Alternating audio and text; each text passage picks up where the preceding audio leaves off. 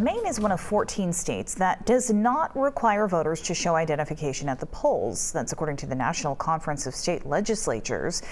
But a new effort supported by Republican lawmakers is looking to change that. Good evening, everyone. I'm Amanda Hill. And I'm Brian Yacono. Today, advocates for stricter voter ID laws submitted thousands of signatures to move their proposal along.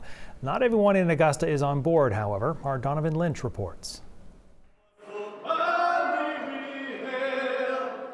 Boxes of signatures whizzing through the halls of the State House in a push to change voting in Maine. The time for inaction is over. A citizens' initiative requiring a valid photo ID at the polls moving forward Monday. Organizers say more than 170,000 people signed a petition in support of the effort, easily clearing the threshold needed to become a referendum question on November's ballot. The will of Maine people is clear. Republican State Representative Laurel Libby is connected with the dinner table, the conservative group leading the charge. She sees the voter ID measure as a way to instill confidence and trust in elections. It's going to make folks feel that faith, that their voice matters and that democracy is intact here in Maine. But opponents warn, check the fine print.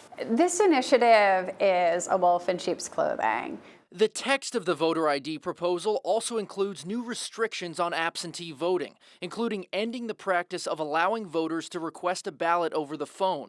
Voting drop boxes would also be limited to one per municipality.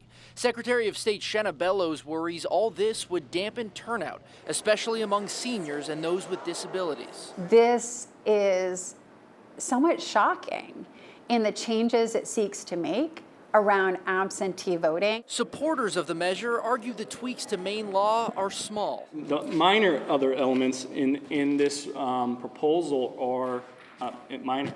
Now, this initiative also requires the Secretary of State to issue free photo IDs for those who don't have them. In Augusta, Donovan Lynch, News Center, Maine. And now that those signatures are submitted, the Secretary of State will begin the certification process. Once that happens, the legislature will take up the voter ID measure. If they reject it or if the governor vetoes it, it will then land on the ballot.